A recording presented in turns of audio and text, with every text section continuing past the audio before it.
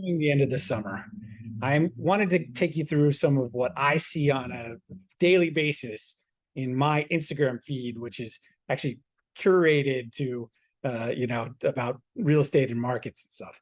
So let me just read you some of the headlines and tell you what I think. Okay. So here we go. Okay. So here we go. Ready?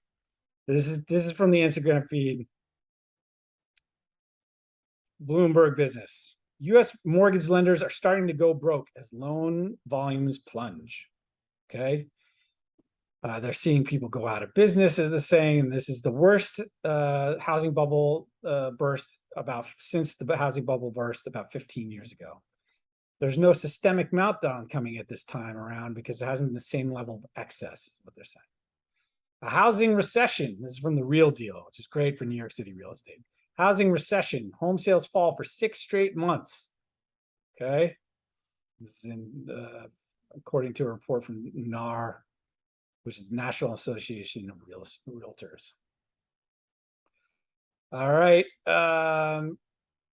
This actually is interesting. So existing home sales dropped for the 6th straight month in July, longest period of consecutive drops in 8 years. We're witnessing a housing recession in terms of declining home sales and home building, NAR's chief economist wrote. However, it is not a recession in home prices. Okay, keep that in mind. A recession in terms of the numbers of transactions, but not in terms of prices. And that's because we're still in a low inventory environment. Home sales fell 5.9%, but the median price was up 10.8%.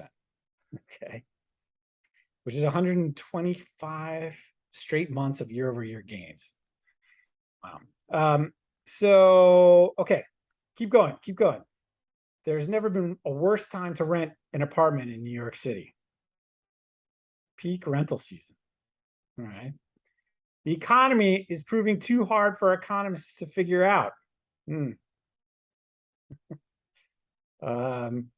So they're saying that this is a very difficult market to understand. Maybe you're starting to feel like I do, understand why that is. 97% of executives say we're in a recession or headed towards one.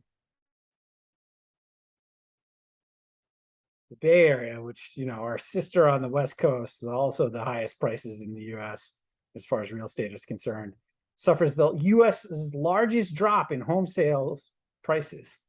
Okay. Keeping Current Matters is a real estate focused page. Inventory is still historically low. Okay. Home sales, homes available for sale are increasing. You can see the increase of available inventory, but still low. And asking for the commercial folks, if you care about the commercial side of things, this is actually from Pierre DeBoss, one of the great real estate lawyers that we work with. Office asking rates haven't changed, but it's definitely become a tenant's market. Okay. So listen, what do you get from that? What I get from that is it's a weird market, but it actually does kind of make sense. The transaction volume has dropped. We're sort of starting to see recession. People are expecting an economic recession. We're seeing a bit of a housing recession in terms of the numbers of sales, but because we're still such low inventory, prices are still going up. My bet is, an expectation is that you're going to see those real estate prices peak in New York City statistically in the 3rd quarter of this year. And then they're going to start dropping after that into next year, into 2023.